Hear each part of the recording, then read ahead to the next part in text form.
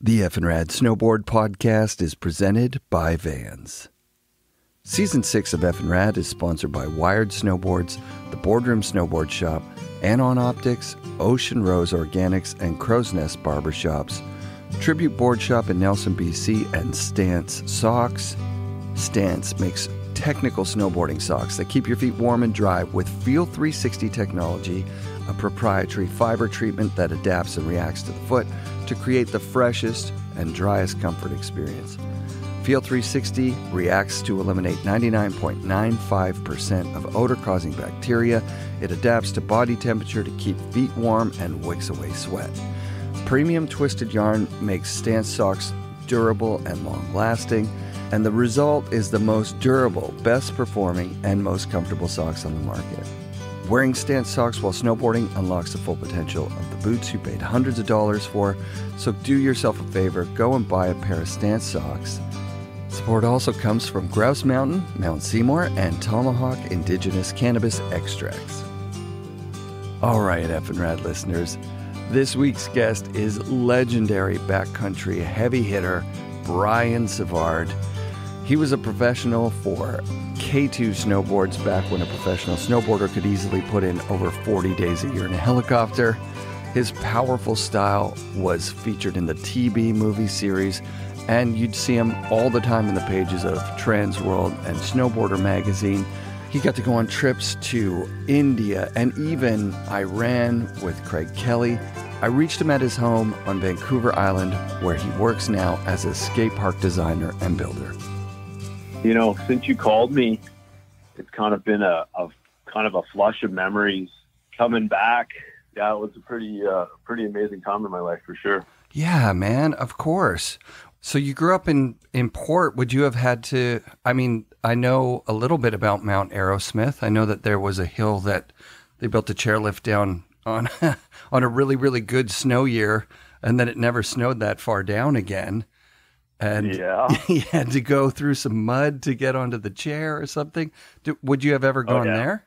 Yeah, you got the story right. So yeah, they kind of blew it. I guess they had no snow history there, so they built the lift way too low on the mountain, and then I think after a couple seasons they realized there was no snow there. But I rode that probably 3 or 4 times growing up as a young child. That was like 8 or 10, and we skied it. That was prior to snowboarding, but yeah, that was an interesting time. And then of course they moved up to the higher elevation, and they put a couple T-wires in up there.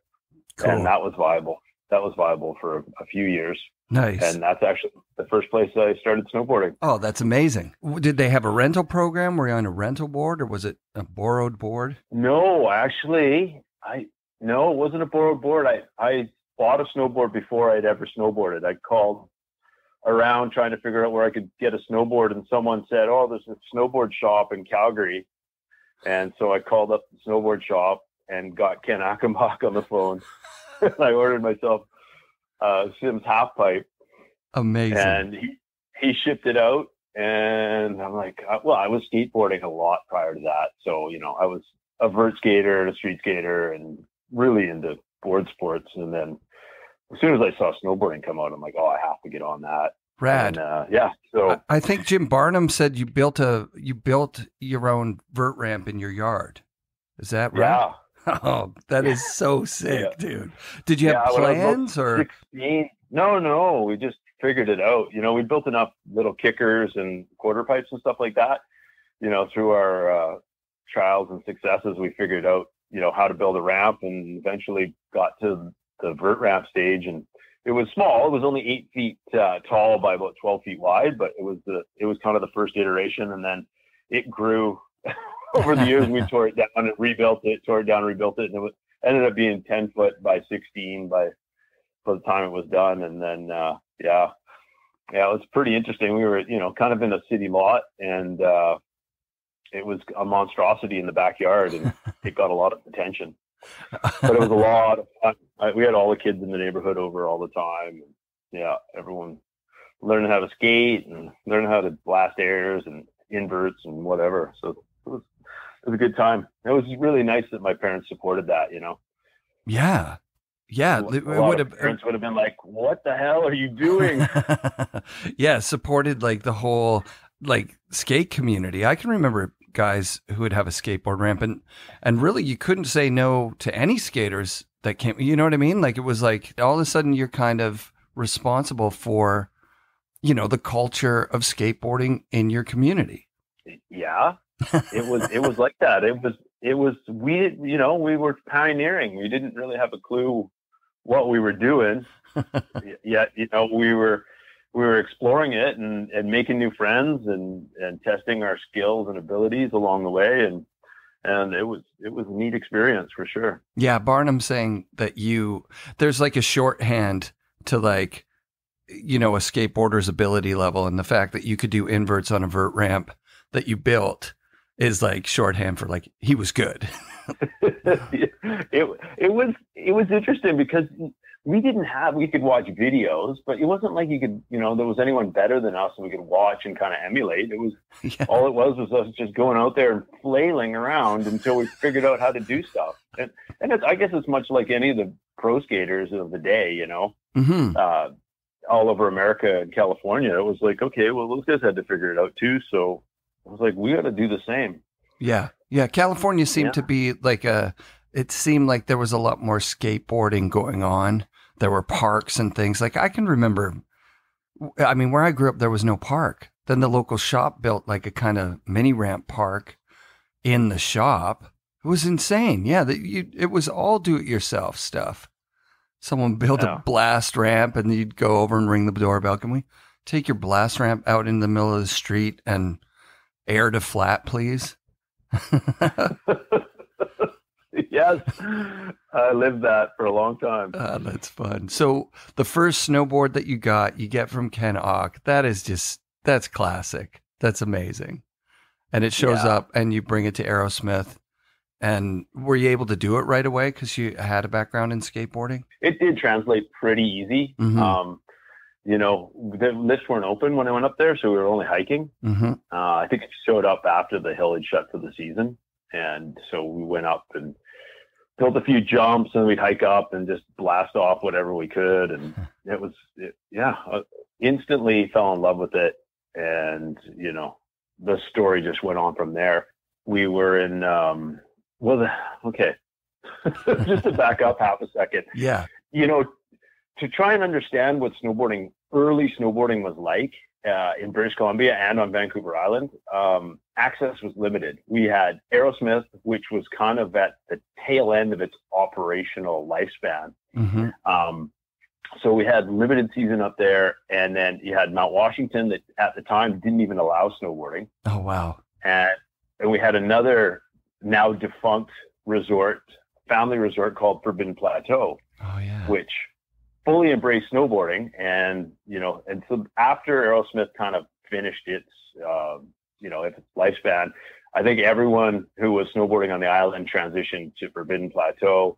And that's where, I met some lifelong friends there, and we developed our snowboarding on that little hill, and it was a lot of fun. And then eventually Mount Washington opened up, but that's kind of another story with a couple of trial days with us up there with our snowboards getting poked at with ski poles and told to get off the mountain. And there was no love there. You were there for trial days. Like, you're not exaggerating. There was actually like, they're like, okay, we're going to let you guys go this weekend. And then we're going to go back to the boardroom and decide yay or nay on this. Wow. Exactly. Yeah. And, we were the guinea pigs for that whole program up there. And I think, they understood after a while, if they didn't embrace snowboarding, they were going to lose a big part of the snow sport industry. So they got on board eventually. Snowboarding showed up at established, ski areas around the world had been established. It's this new thing. So of course you're going to be like, we hate that thing. One thing I never thought of before was that snowboarding was instantly better in powder. So you could be like a beginner snowboarder, but better than like a seasoned skier in powder because the boards just floated so well compared to the like no side cut, sticks that people were on in the late 80s. It was like really that would have just been adding insult to injury, right? Like, first of all, you don't want the guys on there. They're falling, getting off the chairlift, and you're going like, this will never stick. And then you see them in powder, and you have to admit, like, oh, that looks way more fun than what we're doing. Oh, yeah. Well, and you could just see the curve of the snowboard industry take off, you know, with that, you know, with those kind of, I don't know, when you talk about how much easier it is to snowboard in powder, and then we were on a resort that, you know, it snows all the time. It's kind of a deep powder place, like Mount Basin and any of the North Shore mountains, and so, you know, you're gonna get a lot of fresh snow all the time. So it made sense to be on a snowboard out here. How did the trial go? Did they come back and say, oh yeah, these guys know how to turn and stop, that's fine? Yeah, you know what? We came into it, we were rebellious. You know, we were kind of punks, and we stirred the pot a little bit for sure. We weren't going to take any shit from anybody on the mountain. And so, you know, we just went up there, we did our thing, and they were checking for leashes, and, you know, they wanted to make sure that snowboards didn't fall off the chairlift, or like we didn't lose them while going down the mountain. And we had some kind of control while we were going around on the hill. So they observed a little bit. It was kind of fun. Yeah. And then I think they quickly realized that, you know, this sport was not going anywhere. It was here to stay. Yeah, year after year, there'd be more. Like, I can remember, I guess it would probably be around 88, 89 that I started going to resorts. And like, yeah, the first 2 or 3 years, you know, if you didn't know every snowboarder there, by the end of the day, you did. And then, you know, by the time I moved out here in 1993, you know, it was 20, 30% snowboarders already. Like, that's only a couple of years. And it was definitely a giant curve in participation. Yeah. Yeah. And like you say, you're meeting everyone on the mountain, and everyone's, you know, coming from kind of a like-minded background, and it just became an amazing community. Yeah. You started competing. That was one of the other things Barnum said. He said he saw you up at Camp of Champions one summer, and he'd never seen anyone that wasn't, you know, like a skinny skate rat kid. You were like actually, you know, like, you know, athletic, and they maybe gave you the gears for a little bit, but then once they saw you shredding, they're like, holy shit, this guy is really good. And then you start winning contests and everything, right? So they would see you at all the BCA contests all around. Or BCSA. Yeah, you know what? I had a love for it. You know, as soon as I got on that board, I'm like, this is my thing. I'm like, found a passion that I want to go for as long and as far as I can doing this sport. And, you know, I just wanted to go have adventures and explore with my snowboard. And it took me, you know, I wanted to kind of make some inroads. So I decided, you know, I'd go from Vancouver Island over the mainland and compete in some events, and just, you know, meet some new snowboarders, learn some new tricks, and, you know, have some fun. Rad. So who are the first guys that you wind up crewing up with? Do you create a crew, and like, do you move to Whistler or something like that? Or do you just do the commute thing? Well, I was still commuting from the island. Actually, the first year after graduation, we moved to Cumberland, British Columbia, and we kind of based ourselves in Mount Washington. Yeah. And then, you know, we had Jeremy Atkinson was there. Rad. Javin Walker was there. Cool. Yeah.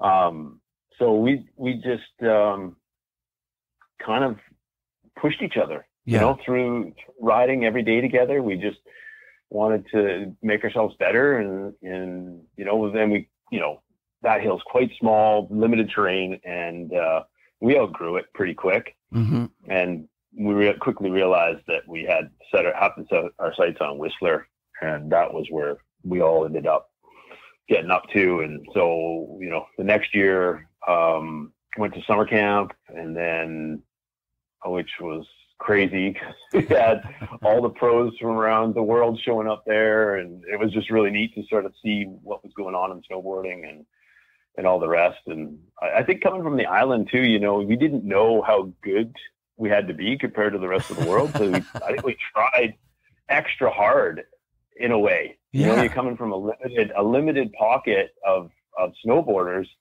and you watch videos, you watch magazines, and then you go, okay, well, man, we gotta do better than that. Yeah. And then you get up there and you realize that you're on par with some of the best pros in the world. You're like, whoa, what's going on here? I'm like, these guys aren't nearly as good as they present themselves sometimes, you know? And, right. And it was just the way it was, you know? I was like, some were obviously insane, but, you know, then those are the ones we had to aspire to, you know, get as good as or whatever, you know? Yeah. Yeah. So did you moved into Whistler proper? Like, what year would that be? Like 92, 93-ish? 92. Yeah. 92. I was tree planting in the summertime. Perfect. You know, had to make enough money to survive a winter. So yeah, we tree plant through the spring and summer, and then get back up to Whistler in the fall, and then hopefully had enough cash to last the season. So you would have gone through a few boards in that early phase from the Sims. What kind of jumps did you make? Well, at Sims half pipe, I had a Safari at some point. Oh, I don't wow. know why. Yeah. And I was riding on that. It was really fun. It was a giant plank, but it was super fun for a while. Yeah. And then I had a couple of Libtecs. Oh, nice. I think I had a Matt Cummings. Oh, that's sick. Yeah. Would that have been through the boardroom guys and like a small sponsorship kind of thing? That was a small sponsorship with on Vancouver Island. Like, there was a couple of sponsors that we got picked up by HTO in Victoria. HTO, that's right. Yeah, myself and Jeremy Atkinson, and They were early supporters of our snowboarding, which was awesome. You know, it was amazing that they wanted to support us. And so there was, you know what, there was an avalanche run in there too. Yeah. So there was a couple opportunities to meet and ride with Damian Sanders. Come on, that's amazing. Yeah. No way. So yeah, that was really cool. Yeah. I love that. So we went down to California, we went to Colorado, we did a couple of events and different things, and they helped support us to do those things. So, yeah. What era of avalanche is that? The twin tip board with the fluorescent A on either end, or was it still like the Damien Kick years? No, it was the Dagger. The Dagger years. Oh my God, that's insane. I know. It's like half of it. You know what, Eric? It's hard to remember. Yeah. No, I mean, we're talking 30 years ago for sure. I wish I would have kept a scrapbook, or I had taken more photographs along the way, because, you know, you kind of just starting to jog my memory with half of the things that we did and experienced along trip the way. So to California, you would have gone down to Lake Tahoe then and got to witness like how amazing that is so early on in the thing. And be there with Damien. You got to ride Tahoe with Damien in the 90s. Like, that's just incredible. That's insane. I love that. Yeah. So it was really cool, you know, like that was, my eyes were opened, you know, here we are, like, having the ability and the opportunity to ride with, you know, the best riders in the world at the time. And it's like, okay, I want to be there too. I want to do this. And then, you know, here we are. So 30 years later, So when you went to camp the first year, you were a camper, like you paid to go as a camper, or were you helping as a digger? No, that was my graduation gift. Oh, that's so parents. Sweet. So sent me to summer camp of Champions, and that was really cool. Incredible. So did you get to meet Ken in real life and be like, hey, I ordered my first board from you? Yeah, it was. It was the first time I met Ken, and now we've become lifelong friends. So, that's great. That was the first introduction. Yeah, I'm sure. I rode with him this year. He is one of my favorite characters in the history of snowboarding, you know, in the world. Yeah, he's been at so many, you know, important moments in snowboarding, and it makes me smile to think of, you know, Ken being there talking with Jake Burton or Tom Sims or Chuck Barfoot, you know, like, and really affecting the trajectory of these brands. It's incredible. He's so rad. He is. You know what? He was such a supporter. of all of it. You know, he had such a stoke for it. And then creating the camp, you know, I don't know how many guys came through his camp, whether it be pros or actual campers that, you know, went on to have pro careers in snowboarding. So, you know, he really did a service to the industry and to the sport, you know, with all of his efforts. Absolutely.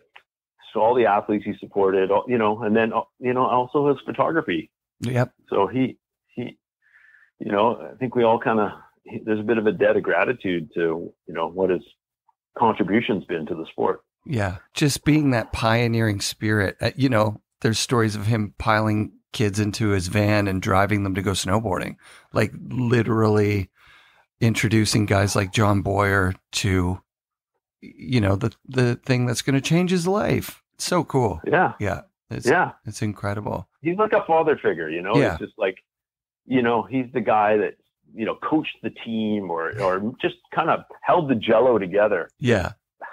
Half together. Totally. So your first sponsor is HTO with Avalanche, and then, because the Matt Cummins board is pretty, like, that's a pretty good board. That would have been pretty sick, especially coming from a Dagger that was like, you know, an ironing board with really aggressive side cut and crazy hips and stuff. Yeah. And so stiff. It had no flex. It literally was the stiffest board you could ever imagine. It was, it was a Dagger. Yeah. So you learned to go fast on it, probably. Absolutely. Yeah. Yeah. And then, but you know, I've actually never really lost my love for having stiff snowboards. Oh, that's crazy. Awesome. You know, from early riding, like as soon as I got on a board that was too soft, I just tended to overpower it. Yeah. And then, you know, the trend in the industry was interesting because, you know, when I finally landed on K2, they had a lot of offerings, but I was always pushing for a stiffer, heavier board, but the industry always tended to go to like the softer, more forgiving, flexier sort of models. And I was like, oh, I can't even really ride these things. They just kind of wash out on me. And so I actually they built custom cores for me at the end of the day. Oh, that's amazing. Douglas fir was my go-to core, but it was like, we can't even market this, Brian. No one's going to want the boards that you want. It was pretty interesting, that whole evolution. Did you push for the Doug fir? Like, was that something that you knew would have the kind of core characteristics that you wanted, or did they just say, oh, Douglas fir is the stiffest wood that we use?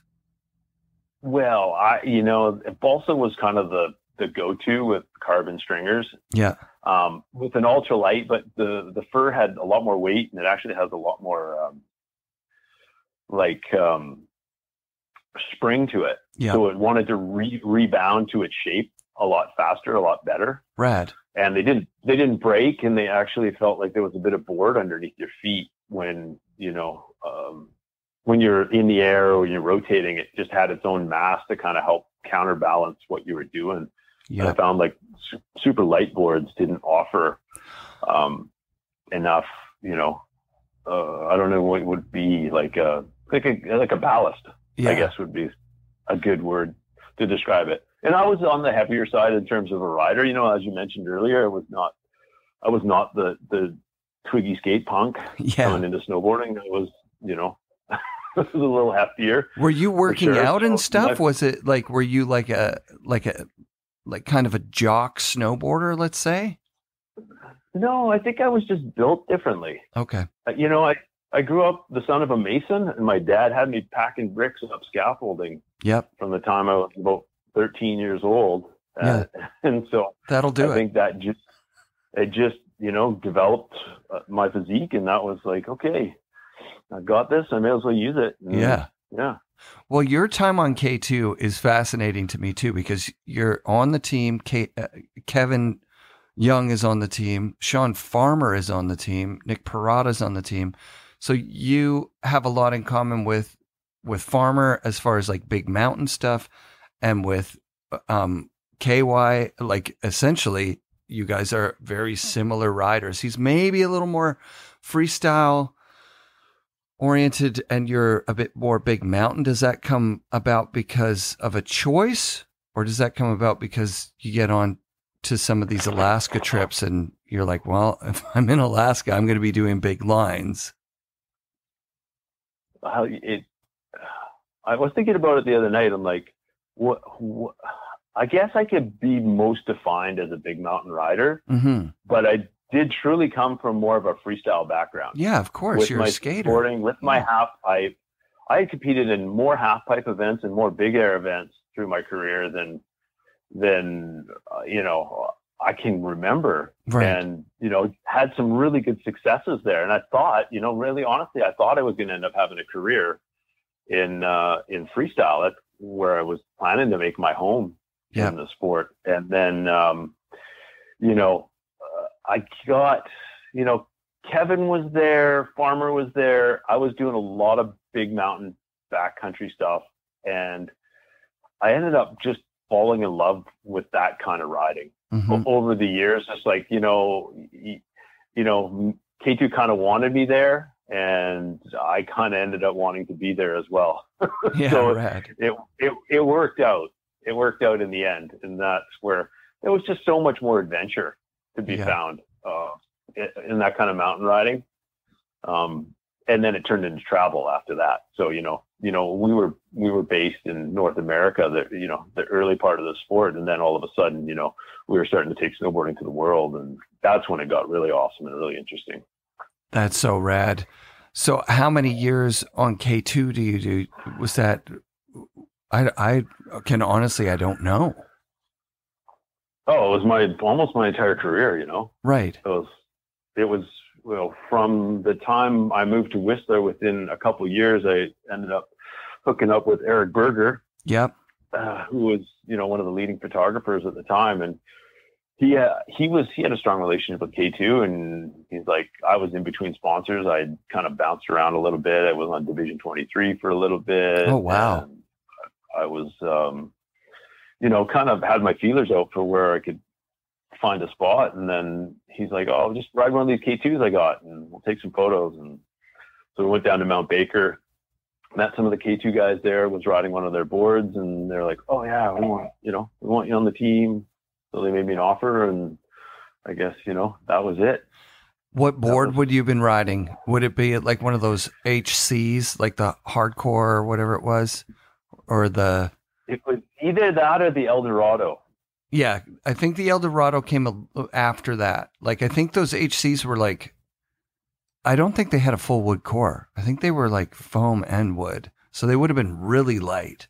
And then the full wood core would have been more your, like you say, like better for you riding in big mountains. You might be right. I think it was probably the HC. It had just a K2 logo on it. Maybe one of the kind of on each end, the tail and the nose.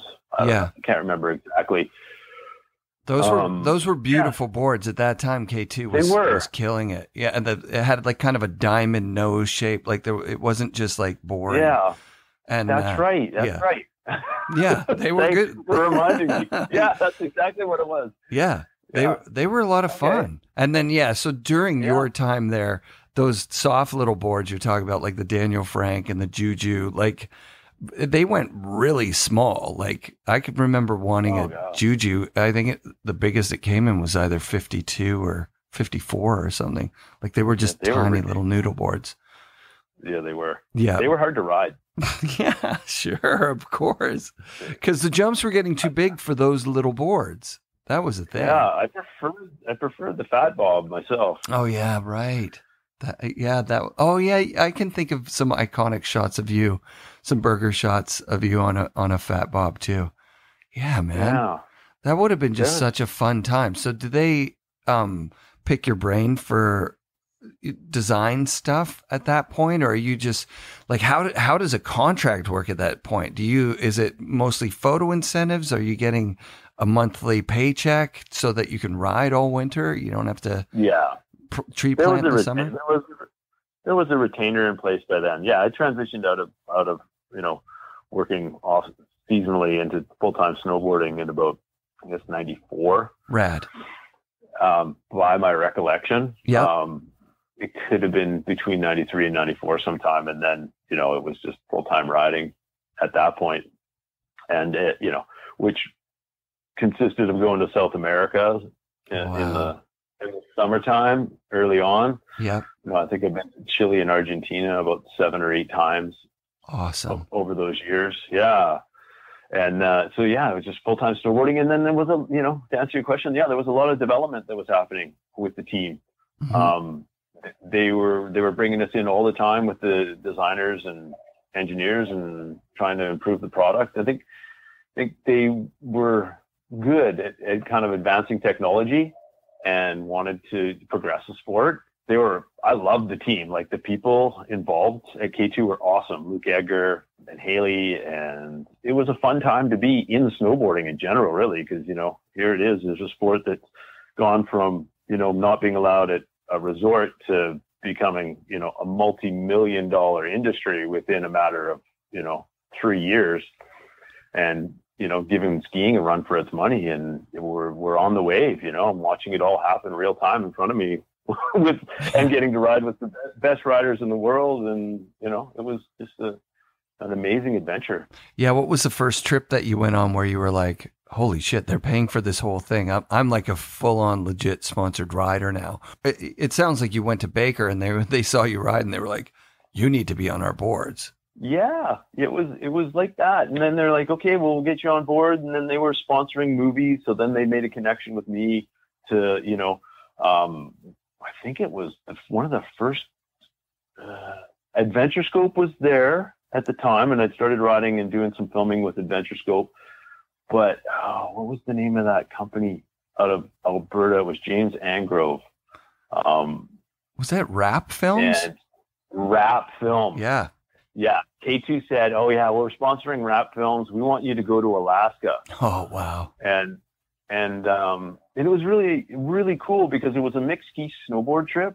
Yeah. And I was, you know what? I didn't know crap about the backcountry or big mountain riding. And it was such a good introduction for me because I was up there with Trevor Peterson, Eric Kohota, a bunch of the absolute ski legends at the time. Sick.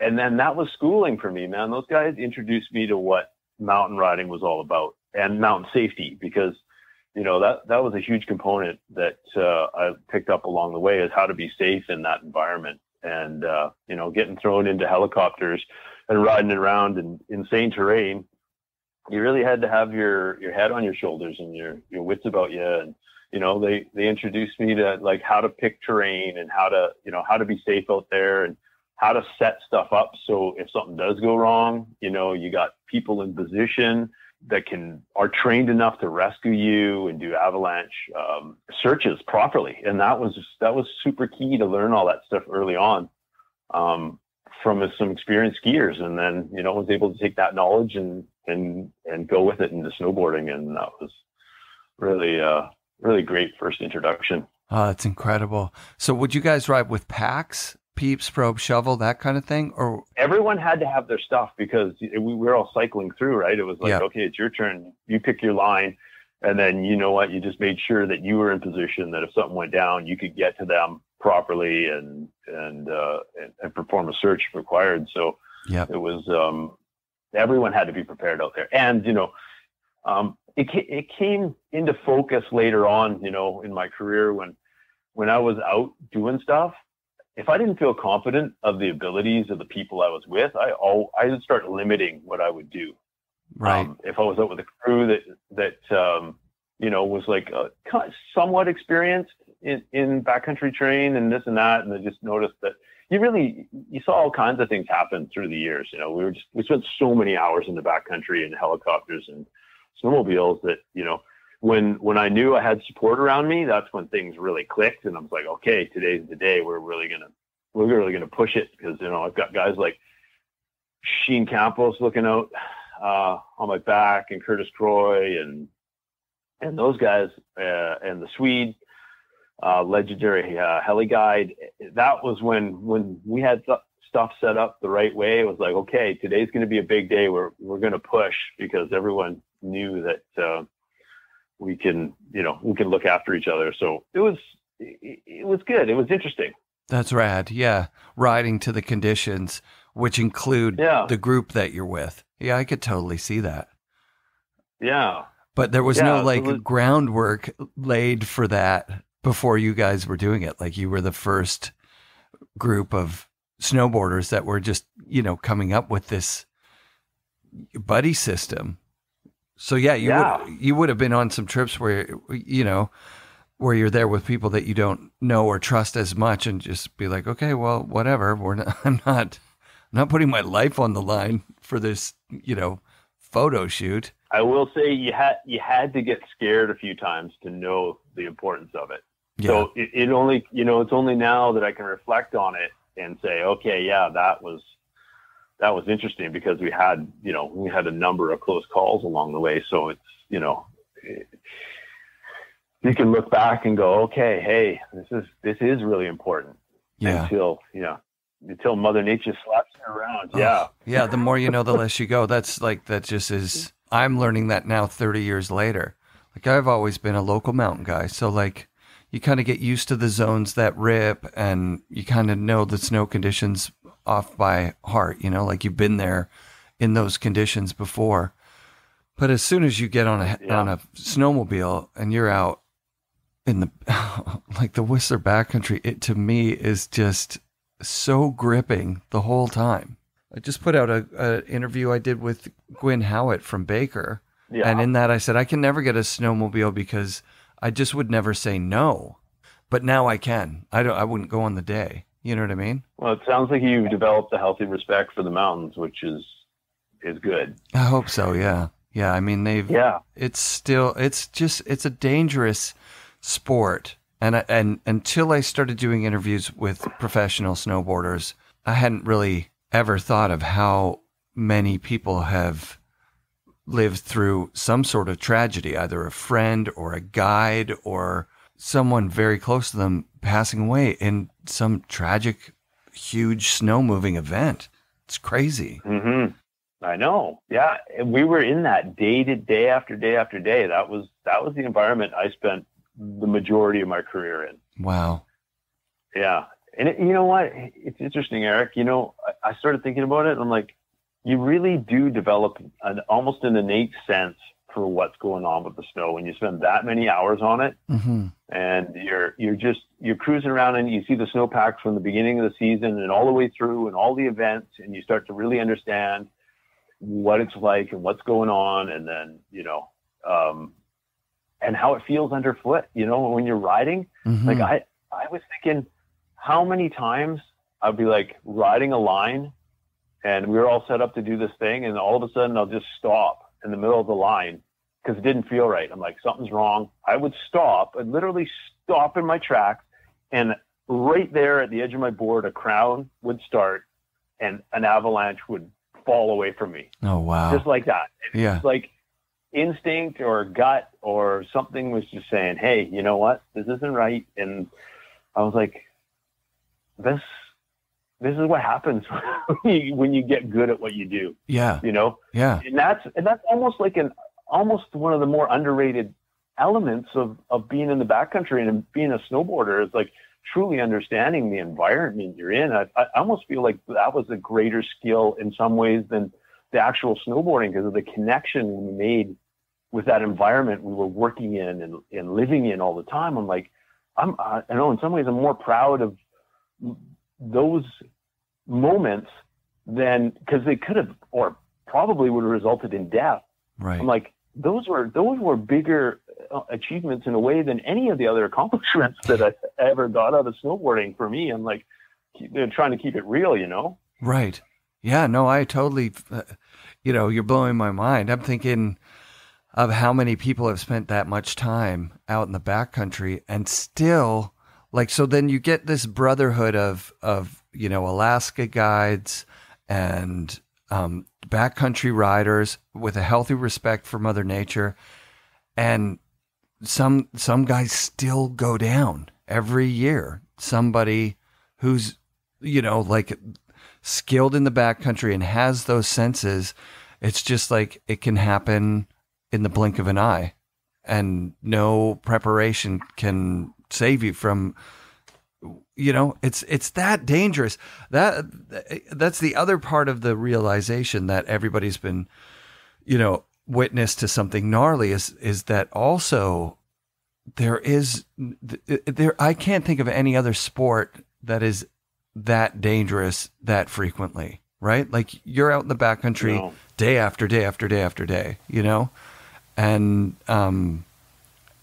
sometimes getting too familiar with how it was yesterday, it can give you a false confidence. You go on some slope that's been wind blown overnight or whatever, and then all of a sudden you're in a completely different environment. It sucks.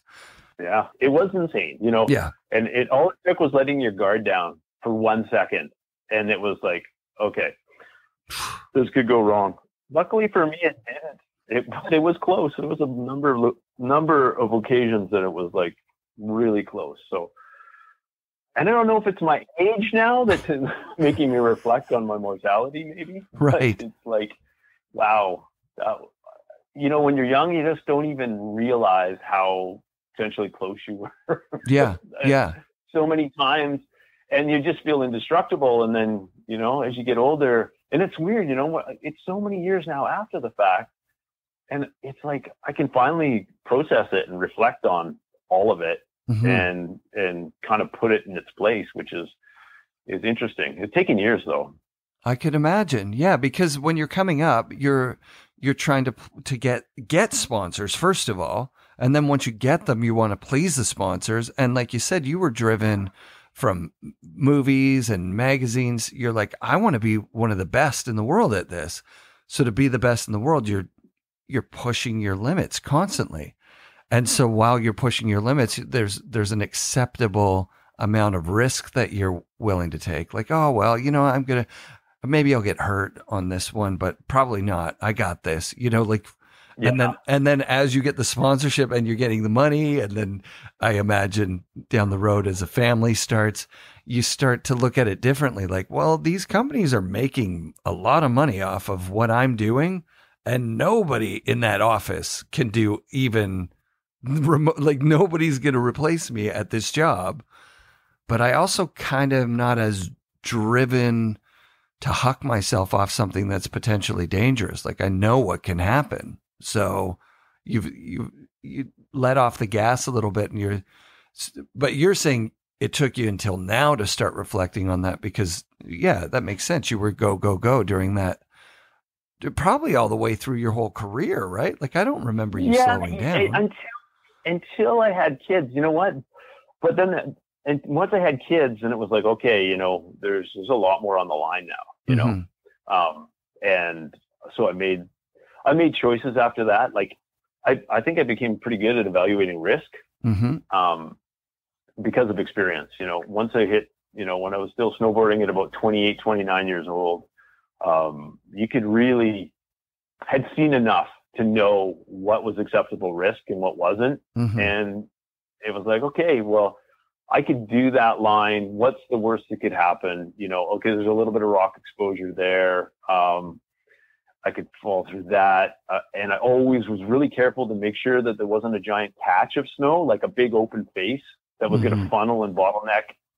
And so it was just really about terrain evaluation after that, mm-hmm. to make sure that you kind of mitigated any kind of death consequences to some degree. Yeah. And then it made it look, you can make everything look super sensational, but you could also remove the risk. Right. And when I was younger, I didn't have that sense. I probably put myself into a lot scarier situations that I was unaware of right at the time, until, kind of a culmination of experience and ability came together. And then you were able to sort of, have some control over your environment. Not tons, but it was enough to kind of stay alive. Yeah, but it wasn't enough to keep me from getting injured. What was sure. What was your injuries? Did you have surgeries and things like that, or so many? 2 knee surgeries, oh, wow. 4 shoulder surgeries, Oof. Broken arms and bones, and so it came with it came with some lumps and bumps for sure. Yeah, wow. Yeah. I'd love to hear about, that you talked about the first trip to Alaska. You did many more. Is there a trip to Alaska with a crew that just stands out in your mind as like, the best trip that you ever had? Well, Alaska was fun, but it probably wasn't my top destination I ever traveled to. Right. So Alaska had so much weather. You'd go up there for literally 3 weeks to a month and ride 4 days sometimes. Right. Well, there was just it could be epic. You get up there and you just hit it right and it's all time. And then you can go there and sit in your hotel room for 3 weeks straight, literally, and not even touch the snow. And then when you're asked to go out there, you're like super rusty and right. Yeah. Crusty. And it's like, okay, well that wasn't very fun. That trip to Alaska kind of sucked. Which didn't happen. But, I have to say one of the best trips was when we went to India. Oh, wow. That was all time, Brad McGregor, Curtis Croy. We had, who were the riders there? Dave Bastichia. Oh, wow. Adam Hofstetter. Sick. Might have been Derek Height was there as well. Rad.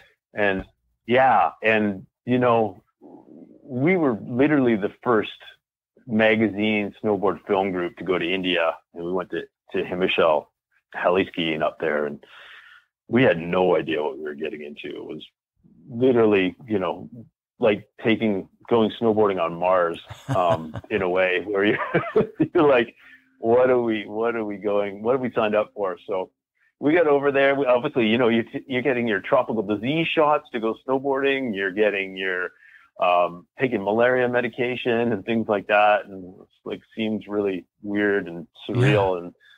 And then we get to the airport there and within like, I don't know, literally 5 minutes, Curtis Croy had somehow misplaced his passport, and he had to buy it back off someone. Oh my God!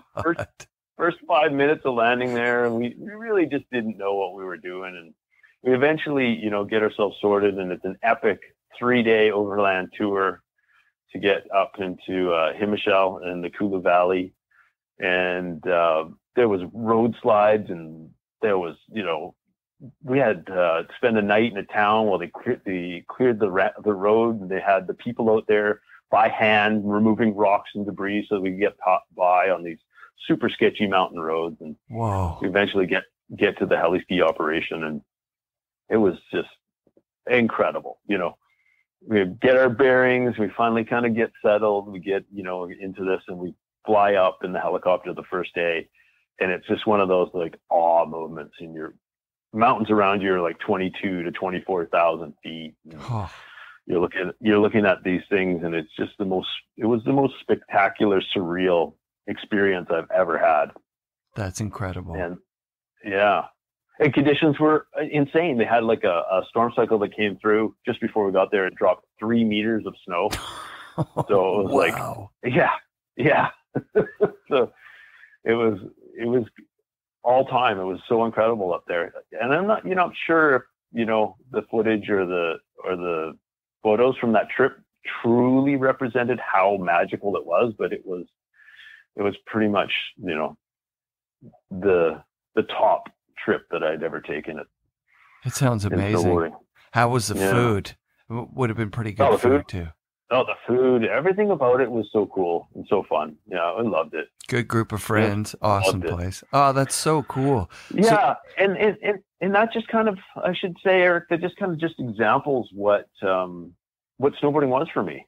It was about the adventure. It was about the camaraderie with bros, and maybe in the beginning it was competition. I think I felt like I had something to prove, or I wanted to prove something to myself, and then and I realized that I was not a very disciplined snowboarder in terms of training and competing in half pipes and learning tricks and all that kind of thing. I was like, you know what? I just want to go shred, and I just want to go see the world and adventure and travel around and do it with a bunch of rad bros. So that was so lucky that time you nailed it. Like you were in that very first wave of legitimate free riders, Selaznick, Johan Olofsson, even Farmer, Prod, all those guys. Yeah.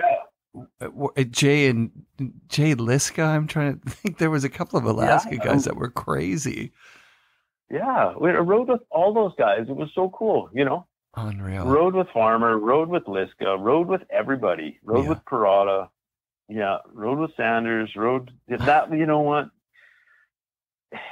It was like, but that was like the changing of the guard. Hey, when we were coming in, it was like they were kind of around, but they were kind of in the twilight, and then this next generation, this next wave was coming along and kind of picked up the baton and took it from there. Yeah. Their generation was the big Cliff generation. Steve Graham. Goodwill. Oh, Goodwill. Yeah. Grammy, Cliff in Snowboarders in Exile. I love that. It's such a big clip, dude. And I mean, even like that old Terry Kidwell shot at Wine Rock, like the biggest things that were going on in the first generation of pro riders was Cliff's. And then you guys brought in big technical lines that looked beautiful, were filmed properly, good shots, and then freestyle stuff on top of that. So Cliff's and lines, man, it's awesome. Did you witness a second changing of the guard? Like, was there a point where you're like, oh, wow, these kids coming up in the Whistler backcountry are crushing it? When I saw snowboarding change was probably the first time I saw Shaun White. Mm-hmm. And it was at Hood. It was a summertime Hood.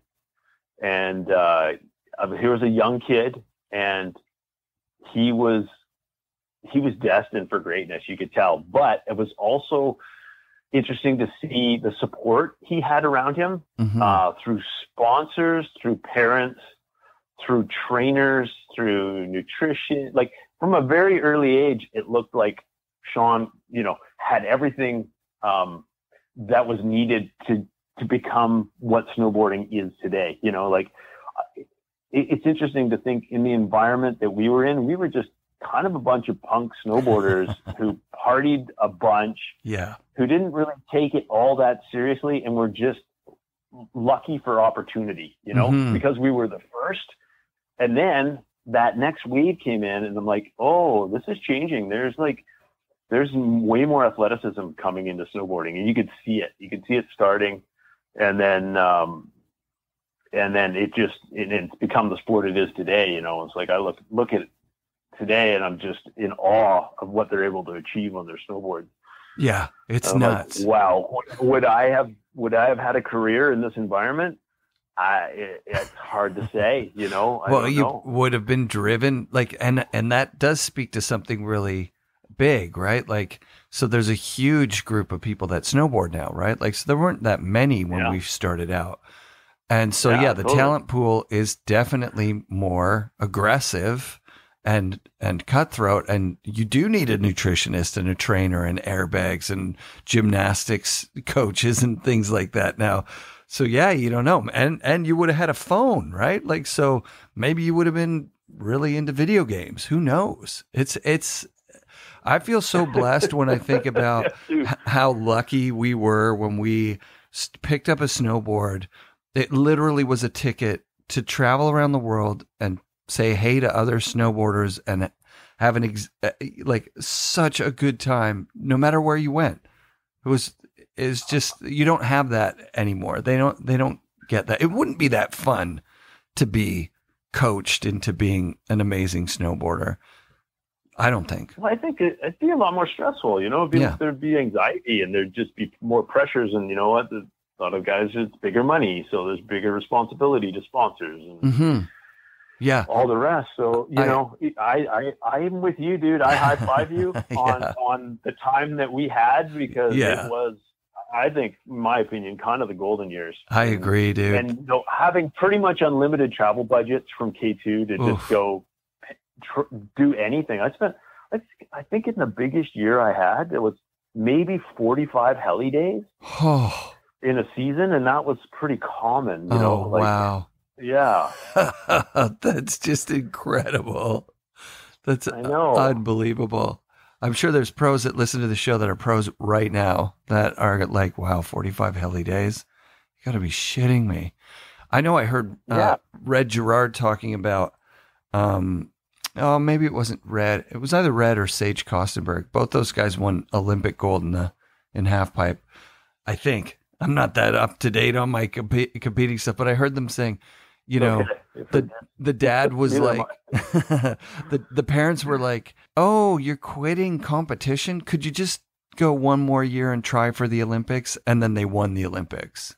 But like that just doesn't compute. Yeah. Like our parents weren't a part of the narrative. There was no support. We were supporting each other, and to be completely honest, we were not very good support for each other because it was like you got to party as hard as you can. Yeah, we lived that environment. It was whiskey's a testimony to that, right? Like, totally. That's where snowboard movies were in our day and age. Yeah, so, and that was a pretty good representation of like what life was like as a snowboarder around North America at that time. You were watching movies, you were jumping off roofs, you were smashing bottles on your head and drinking a lot and not snowboarding that good, actually. If you look at the snowboarding in those movies, it's not great. Yeah, but we had a lot of fun. Oh, the best. It was the best. Yeah, I agree with you on the golden time in snowboarding. Especially today with the crowds and the chaos, and then even just watching competitive snowboarding. Did you get a chance to watch any of that? Is it the natural selection? I can't remember what it's called. Natural selection, I think. Yeah. You know what? I saw some highlights from it, and it was cool. I liked it because I'll tell you why. Because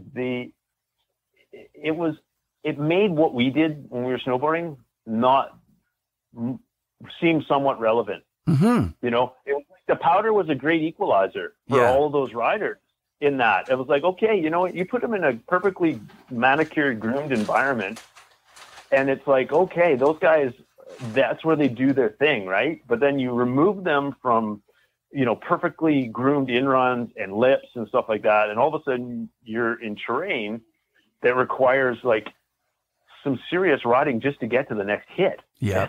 Like, and then the preparation, and then, you know, it's like, oh, you hit a bump and it throws you off a little bit. And then being able to actually do tricks like in that environment, it was they weren't chucking triple corks, you know, they were lucky to get a 720 off half of those lips. And totally. I was like, okay, you know what we were doing wasn't so far off. Right.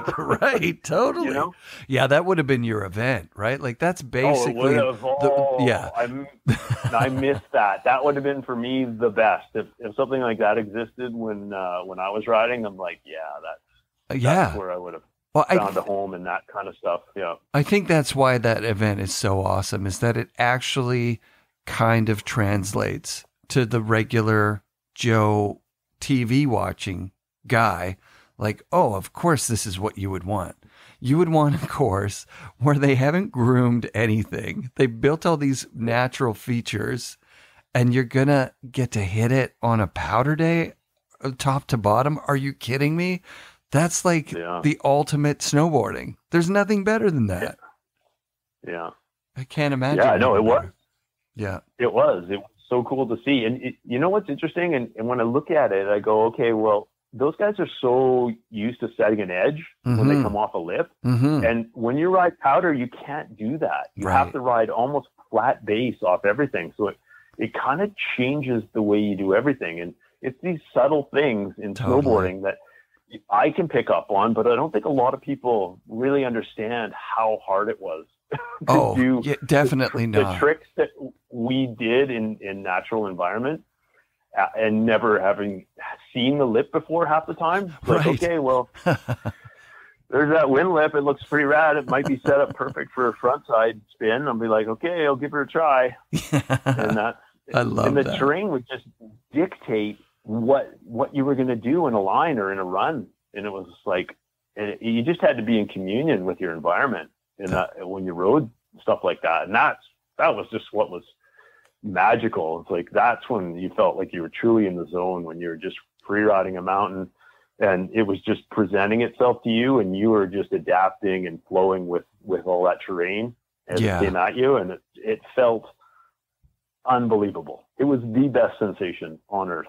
Oh, it's the best. Yeah, I can remember my favorite trick for a long time was in Subject Hawkinson. He rolls up to a natural feature and pulls, I think, if I'm correct, it's a front 3 perfectly. Perfect takeoff, perfect landing. But upon further notice, like on the 100th time of watching it, I noticed a ghost of a track. Like he'd done it the day before and there'd been a reset. And I was like, oh, I totally thought that was just like I thought it was his, you know what I mean? Like there's some magic to the movie making for sure.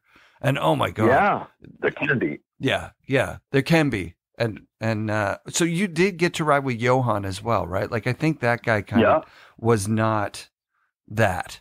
Not saying that he's not Terrier. Terrier wasn't cheating. It just was an awesome shot that, to me, lost a little bit of it. Unbelievable. That guy, he was athletic genius. Like he really was. I've rode with him in Alaska. Yep. And I've rode with him a couple times, and really he just had something that very, very few riders had. The unbelievable reflexes. He was untouchable in so many ways. Like we would be at the lodge at the end of the day and try and play chess against them, and he'd just smoke you in chess. And then you try and play ping pong against them, and he'd just smoke you in ping pong. And it's like, are you kidding me? Like, what? Is there anything you're not the best in the world at? It was pretty cool, you know, like, you know, being able to, you know, just to see it. And that's, you know, again, like, I actually, not that I had any kind of disdain for snowboard videos, but I saw so much of it live.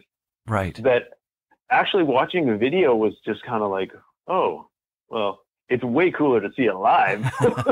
So I'm just like, okay, well, I'll just continue to see it live then. And I actually, you know what? I didn't even watch that many snowboard videos, which is kind of funny. Yeah, no, I could see that. Most film days are going to be, you know, maybe a little bit stressful and definitely not like flowing top to bottom lines. So I can imagine, maybe an aversion to videos.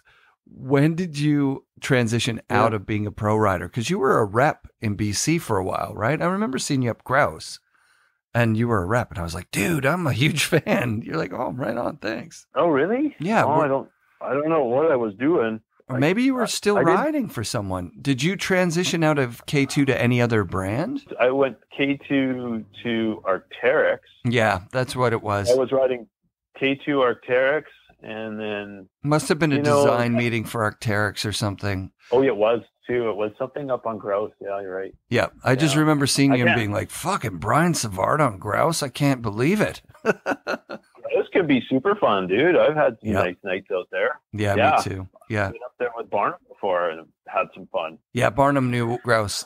He was one of the Grouse guys for sure. There's some great following at Grouse. I had a good day there. Actually, I had a good morning there this morning. But I had a good day there last Friday. We had a bit of a pow day.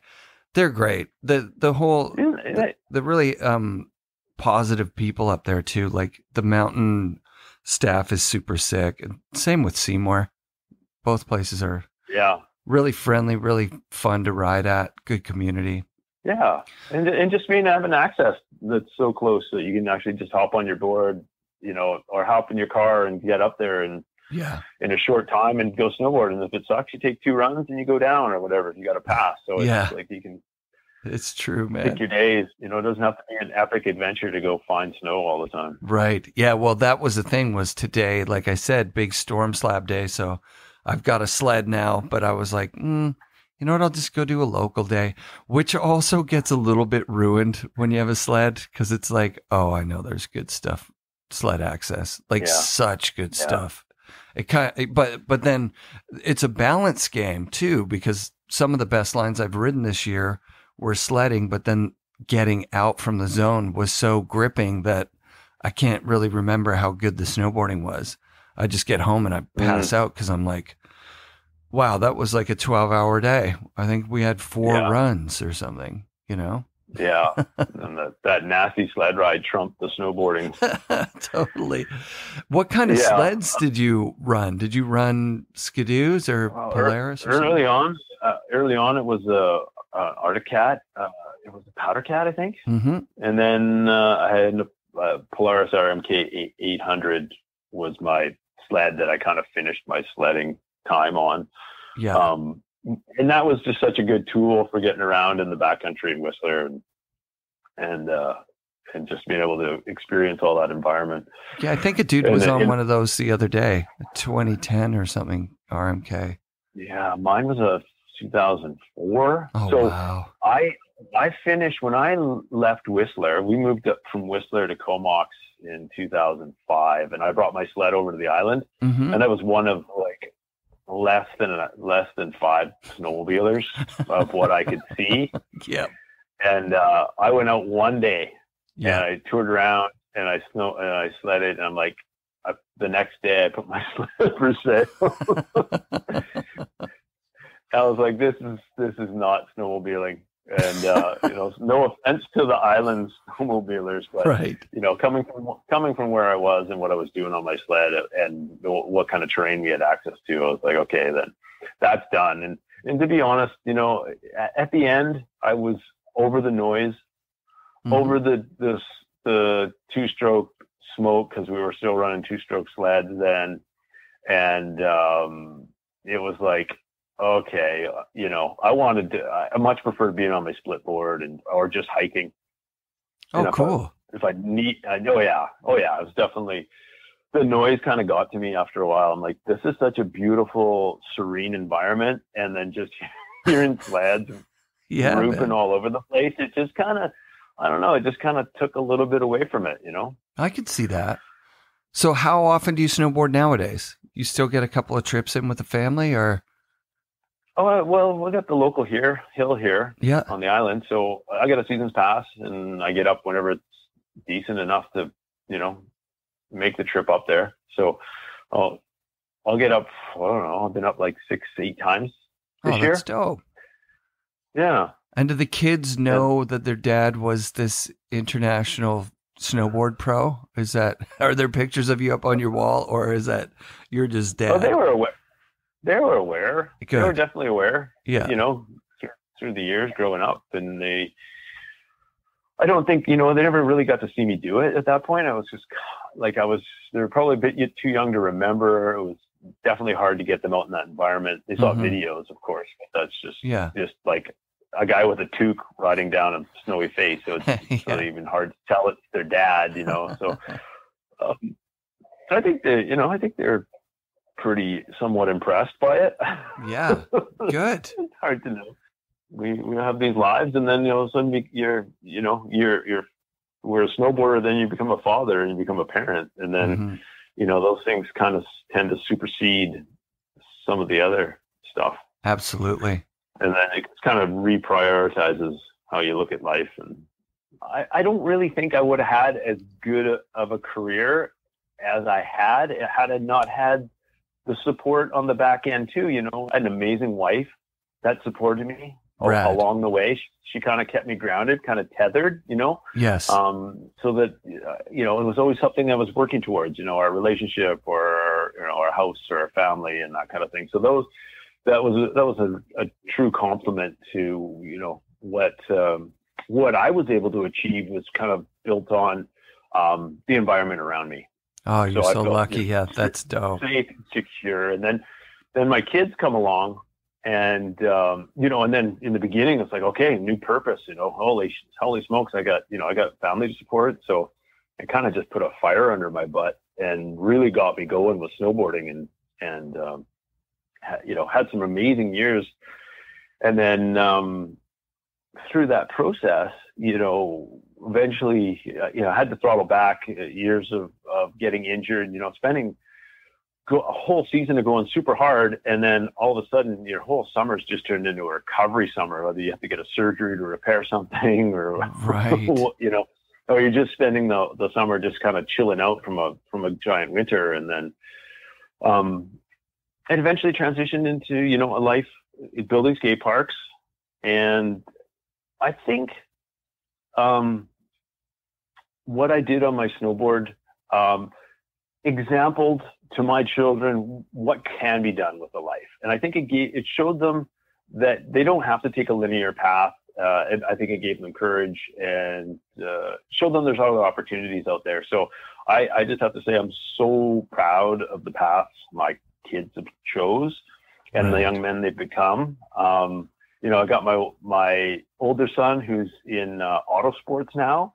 Cool. He was an active skateboarder, active snowboarder, and now he's in Calgary and he's designing aerodynamic parts for sports cars. Wow. And so he's picked a path that just like his passion is that industry. And so he's designing like splitters and spoilers and different wide body kits for cars and different things like that. So it's really cool what he's done. And he's self-trained. It's just like, okay, well, here's something new that he came from the drift scene. So he's just like, okay, I want to start be in this industry. And then he's turned it into a career in creating parts for cars, which is really cool.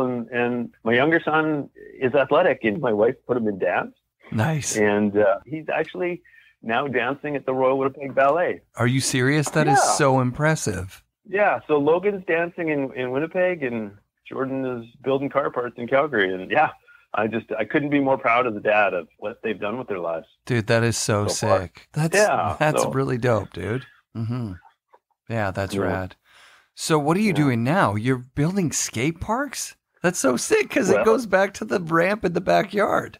Yeah, totally. It's kind of where it all started for sure. So it's kind of a return to my original roots, I guess. Yeah. Rad. Yeah. And I just kind of traded snow powder for cement powder, Yep. Yeah.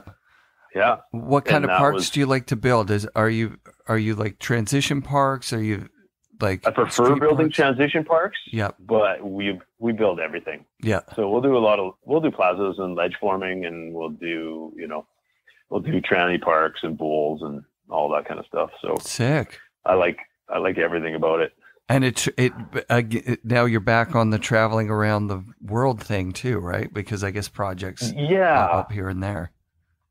Yeah. So that was, it was hard. I'd say there was probably 2 or 3 really hard years after transitioning out of a professional career in snowboarding. Yeah. That was you're just kind of left kind of figuring out what direction you go after that. You kind of have to reinvent yourself. I left the place that I identified with in Whistler. It was, snowboarding there was some ego associated with snowboarding. And then here you are, okay, like I'm in a place now where I have to provide for my family and, have to figure out what my next chapter is going to be. Mm-hmm. But I definitely knew I was done snowboarding at that time. I was consciously chose to leave snowboarding because I had exhausted everything I wanted out of it. I kind of dabbled in maybe some industry stuff and there was just nothing that fit at all. So I was like, okay, well, let's sort of figure out something else that's going to work for me. And then one day, kind of out of the blue, Barnum called me up and he said, there's a park going in Courtney. Do you want to work on it? And I'm like, he said, I was a builder at the time. So I was doing home building and renovations and that kind of thing. He's like, Brian, you skate and you're a builder. Like this would be a perfect fit for you. Rad. And so he put me onto that project and, I was like, yeah, this is cool. I like doing this. It was really fun. And I started that just as a worker on that park in 2005. And then I just kind of dabbled a little bit after that. And then finally started a company in 2008 called Radius Contracting. And from there, it kind of just grew and grew and grew and kind of turned into my new profession, my new business, my new passion. That's so sick. Yeah, we need more skate parks. I mean, there's so much exposure for kids to skateboarding media Yeah. But like the number of parks in good. Vancouver isn't enough even for the skateboard, crazy town like we are. I've seen, it's been a great business to be in. It kind of feels a lot like what we were doing snowboarding in a way. We'd travel as a crew of guys to a new location. You'd be in a new community. You'd meet the skateboarders of that community, like we would meet the snowboarders of Aspen if we went there, or the snowboarders of, Tehran when we went to Iran, or, like all these. You're just making new friends, but just it's closer to home. So I get to see all of Canada. I've literally been to almost every corner of Canada. Cool. Experienced all these amazing, great communities across our country, and it's been really, really fun and exciting and rewarding. So I'm happy with my decision. I love it. It hasn't come without challenges. Right. It hasn't been easy all the time, that's for sure, but it's pretty cool. Dude, you've had such an awesome life in board sports. That's incredible. I'm so glad that I called you yesterday. I was like, I think I probably would have called you 3 or 4 years ago on that same landline phone, and you were stunned in the exact same way. Like, hey, man, legend of snowboarding. I got a podcast. You want to do it? I think you were like, yeah, maybe last time. Yeah, I wasn't a big guy for attention. I was just like, that part of my life's done. Right. I was kind of just over it at that point, and I was like, okay, maybe, and I don't know. I just don't think what I have to say is very important either. So I think it's really important. I think it'll be inspiring to up and coming snowboarders, and we had the best of the days, the best of them. I couldn't agree more. Yeah. Okay, well, thank you so much for doing the show. Let's keep in touch. If I'm ever over at Mount Washington, I'd love to link up with you and ride. That'd be fun. Yeah, absolutely. Yeah, no, it's been great. And, thanks for the opportunity to tell a bit of my story. I would just like to speak to the fact that I don't really think I would have had as good of a career as I had I not had the support on the back end too. I didn't necessarily have trainers and stuff like that, but I had an amazing wife that supported me along the way. She kind of kept me grounded, kind of tethered, Yes. So that, it was always something I was working towards, our relationship or, our house or our family and that kind of thing. So that was a true compliment to, what I was able to achieve was kind of built on the environment around me. Oh, you're so lucky. Yeah, that's dope. Safe and secure. And then my kids come along and, and then in the beginning, it's like, okay, new purpose, holy smokes. I got family to support. So it kind of just put a fire under my butt and really got me going with snowboarding and had some amazing years. And then, through that process, eventually, I had to throttle back years of getting injured, spending a whole season of going super hard. And then all of a sudden your whole summer's just turned into a recovery summer, whether you have to get a surgery to repair something or, right. Or you're just spending the summer just kind of chilling out from a giant winter. And then, it eventually transitioned into, a life building skate parks. And I think, what I did on my snowboard exampled to my children what can be done with a life. And I think it showed them that they don't have to take a linear path. And I think it gave them courage and showed them there's other opportunities out there. So I just have to say I'm so proud of the paths my kids have chose and the young men they've become. I got my older son who's in auto sports now. Cool.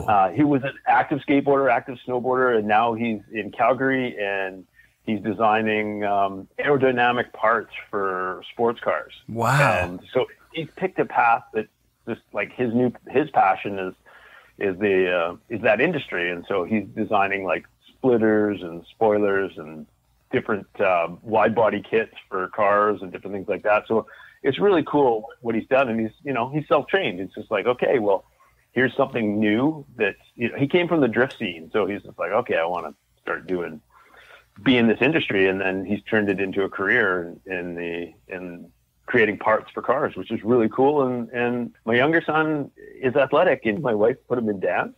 Nice. And he's actually now dancing at the Royal Winnipeg Ballet. Are you serious? That is so impressive. Yeah. So Logan's dancing in Winnipeg, and Jordan is building car parts in Calgary. And yeah, I couldn't be more proud as a dad of what they've done with their lives. Dude, that is so sick. That's really dope, dude.